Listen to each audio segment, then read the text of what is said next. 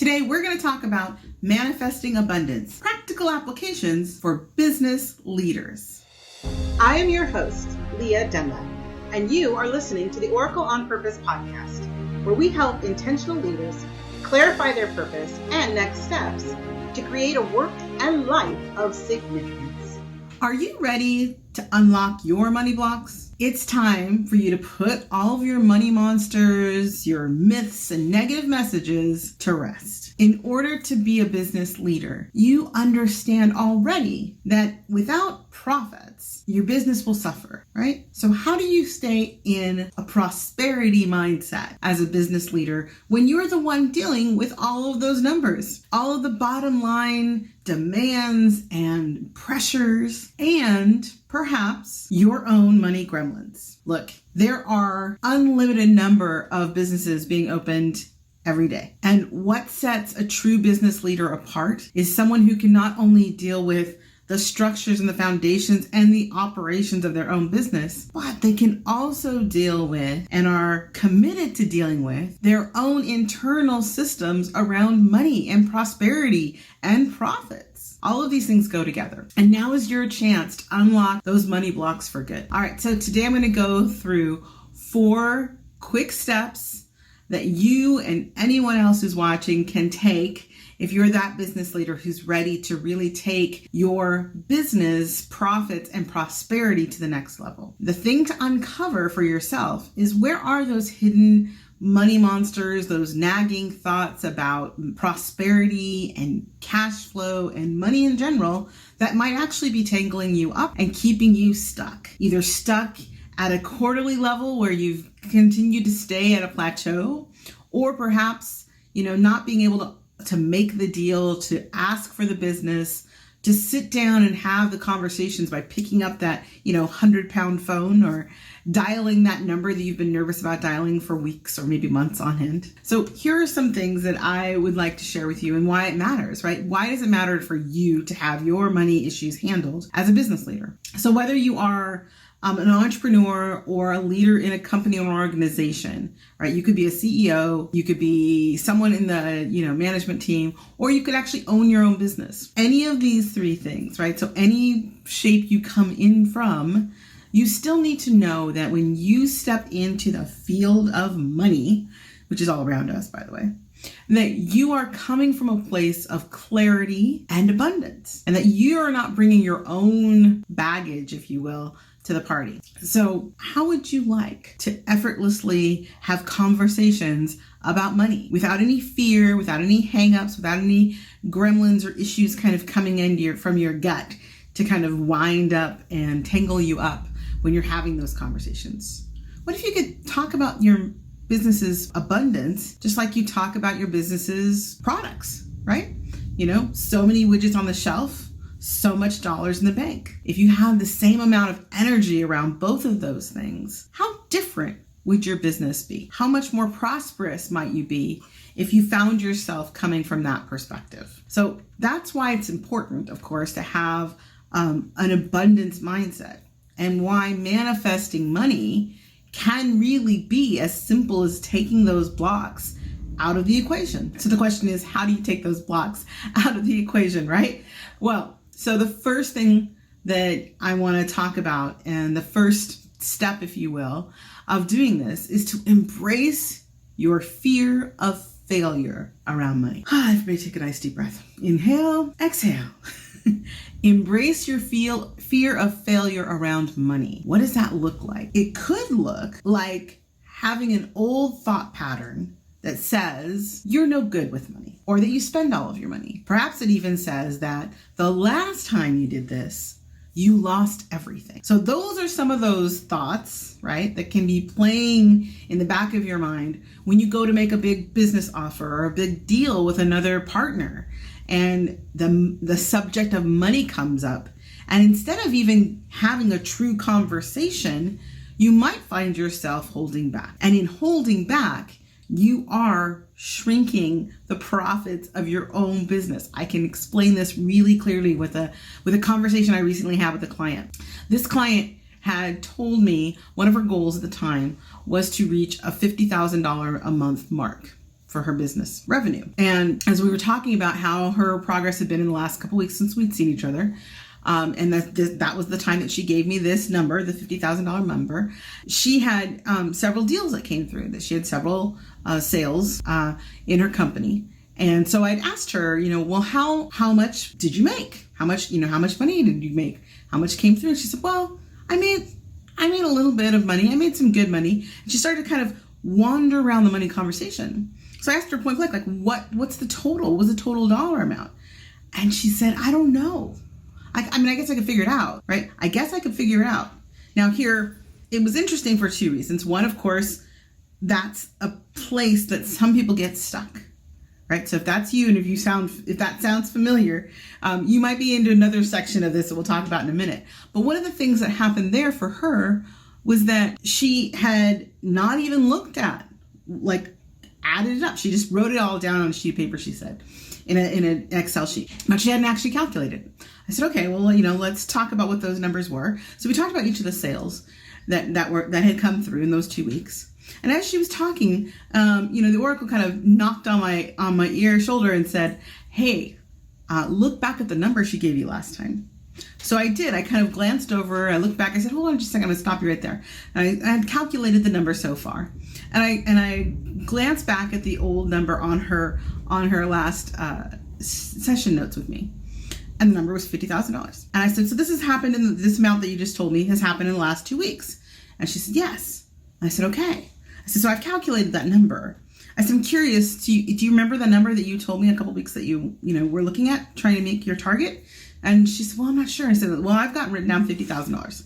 And she said, oh yeah, I think that's right. I said, well, at this point in just about 2 weeks, you've made about $37,000. So clearly more money, over $30,000 in 2 weeks. I said, you're easily a third, 2/3 of the way there. And you've got 2 weeks left in this month, and you still have conversations to have. So it was important for her to stop and really recognize what she had brought in. But my question to her was, what was going on, with each of these sales? And so she was relating them back to me. One of the things that popped up was that one of the people had given her a check. And she said, I haven't cashed the check yet. She had a $5,000 plus check sitting in her desk that she hadn't put in the bank. And when I asked her why, she said, what if they change their mind and want their money back, right? She was putting a fear out of something that hadn't happened yet, but that she was afraid might happen because she didn't want to have to give the money back. So that is when you have to embrace the fear of failure, right? So I told her, I said, put the money in the bank. I said, here's the thing. They gave you that money, right? The person wrote the check because they want to work with you. They want to invest that money in you. And you have to embrace the idea that yes, at some point, someone may or may not want to change their mind. You might have a return. You might have a client that's not happy. You might have a client that needs to, for whatever circumstance, has to ask for a refund. That is part of doing business. And if you can embrace that as just part of the process, then you don't get tangled up in the fear, right? The fear of that. And so we talked a little bit more about that, but that's a really great example of how if you embrace the fear of your failure, if you look it in the eye and say, this is what I'm afraid of, then you can deal with that. You can deal with it. You can say, look, so if I put this money in the bank, I may have to give it back or not, right? The other part is she might not, but for sure her business would have suffered, right? A $5,000 plus drop in sales that she could have had if she hadn't stopped to look at that, right? That fear of what the failure was. So the next thing that we want to talk about is, since we're talking about money, of course, is the second thing. And, when we get to this place, we have to think about like with her, what was as you heard me say, what was the worst case scenario? Oh, she'll give it back, right?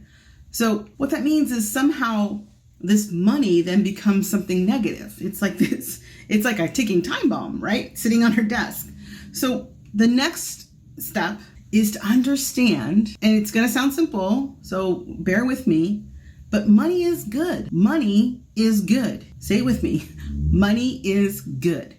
There is nothing bad about money. Money is the flow of energy that moves commerce and service and products around the world.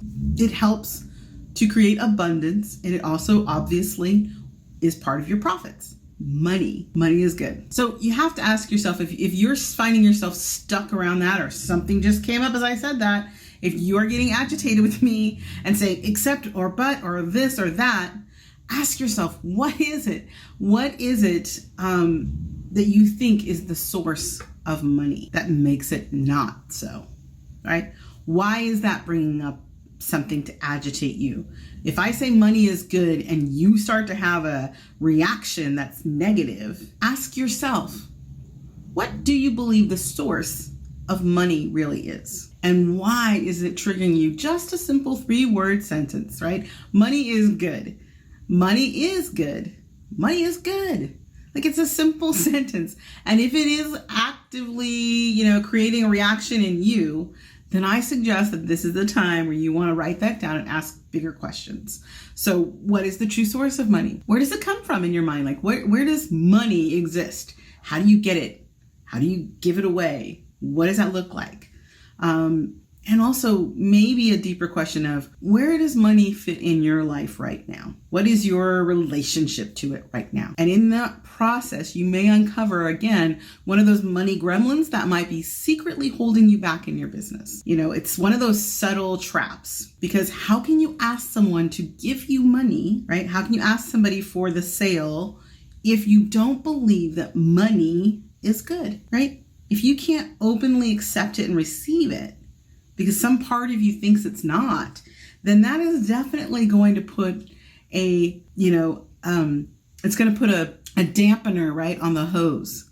It's going to be tightening down and holding back the abundance that's trying to get, that in fact is trying to get to you, right? So when you're sitting at the table with someone and you're ready to, shake hands or sign a contract, and in the back of your mind, that particular, gremlin, if you will, is chatting away, then what might happen is all kinds of strange energetic communication is passing between you and your potential client or customer. And those are the moments where, even if they came in wanting what you had to offer, like even if they asked you for it and they called and they made the appointment, and then all of a sudden they're backing off. They're not sure. They have to think about it. Very often, those are signals you're sending, even as you're handing over the pen, for example, that are telling them something's not right. And it has nothing to do with your product, your service, what you offer. It can actually be a thought pattern running that is trying to rebuff, right? Or push away money, because you have a situation in your mind that says that money is somehow not good. So it is very important, it's vital to remove that block. And there's lots of ways to do that, but really it can be as simple as practicing the mantra, money is good. So try that on for a week and just make it a song in your head that you sing and you're brushing your teeth or something. But know that as you shift that idea and the capacity to understand how good it is, maybe you can even get to money is great. There's a great person. Her name is Terry Cole Whitaker. She's a new thought leader from back in the 80s and 90s, and probably still around today. But back in the 80s and 90s, she used to go out and talk about wealth. And one of the things she said was, from a stage, I remember she said, money loves me. I was like, oh my gosh, you could hear a gasp in the audience. Like, oh my gosh, like so many reactions, right, to that one. But could you imagine a space and time where you show up in your business, having that energetic pull, that money loves you. It wants to come to you. It wants to flow into your life so that you can use it, so that you can keep growing your business, your life, and helping more people, right? Ultimately, anybody who's in business, at the back of it all is to help someone with whatever product or service you offer. And the more you can do that, the more people you can help. All right, number 3. Okay, this is one of my favorites. Okay, 3, ready? Forget false monkism. Forget false monkism. What's false monkism? So there is this thing, and especially for people who are like me, who happen to have some sort of gift or intuition, or even healers or health practitioners, yoga, trying to think of other ones, naturopaths, people in the medical field, nurses especially, that I know, can fall into this trap. And the trap is, if what I do for a living, right, if my work is tied to something that is altruistic, so healing, health, caring for others, somehow we have been programmed through, somewhat of race consciousness, and probably actually I would say more along the lines of community efforts to say and share this conscious thought to all of us that healers, those who help people, should be doing it out of the the good of their hearts. Like the service industry should be doing it out of the good of their hearts. And that, to me, that's what I term false monkism. False monkism. Now, if you choose to be a monk, or you want to be a nun, or you want to be someone in an industry where your organization clothes you and feeds you and houses you, and all you have to do is sit and pray and meditate, or care for the needy, and you don't have to worry about a house or transportation or food, then perhaps it's okay. The challenge for me when I speak to this piece, and the piece that people fall into, is when that's not the case. And yet that's how you're living, right?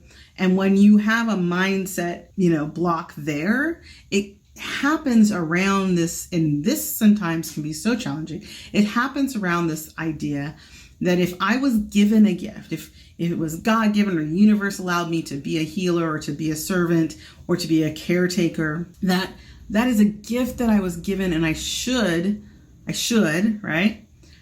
Give it away freely. And again, as I said, the challenge becomes that you can't live in this world that we live in right now, modern world, without having a need for money and the process of money and profits that then allow you to grow and sustain yourself and live and be happy and safe and productive, right? And that part of this is somehow, if we help someone else from that place and we ask to receive money, then again, we kind of almost swing back to number 2, and money is bad, right? So this can be a kind of like a combo. You can find somebody who both believes that money is bad and that monkism is right. So if there are any monks listening, I applaud, honor those who follow that path. This is not what I'm talking about. I'm talking about someone who actually throws up a shingle, has a business, and then gets stuck in this pattern of thinking that keeps them giving and giving and giving without any resource coming back to them, right? So any compensation, sometimes really truly any compensation. And in that case, what happens is they are no longer able to sustain themselves, and therefore whatever real true gift and work that they have to offer doesn't get to the people who need it most. So that's why number 3, forget false monkism, is one of the big ones, right? And when you're in your business and you're a business leader and you want to create abundance, then you have to embrace this idea that it is not only acceptable, but it's optimal to be paid well for the work that you do. All right. And our last one today, this is something that I wanted to share, and that is to if you find yourself stuck in a trap of any of these blocks, then it's important to go as the leader of your business and get rid of them, right? Remove the blocks any way, any shape, any form that you can, however you want to do it. Of course, working with someone like myself or others who can help you move that mental block for good is key. It allows you to really free that up, not only for yourself, but for your business. Because if you can show up from abundance, then you can really make a difference in your life and your business. Thanks for tuning in to the Oracle on Purpose show. If you found value in this episode, we'd appreciate you leaving a comment. Also, you can subscribe and ring the bell if you haven't yet. If you'd like to get clear on your highest vision and next steps, go to oracleonpurpose.com. See you next week.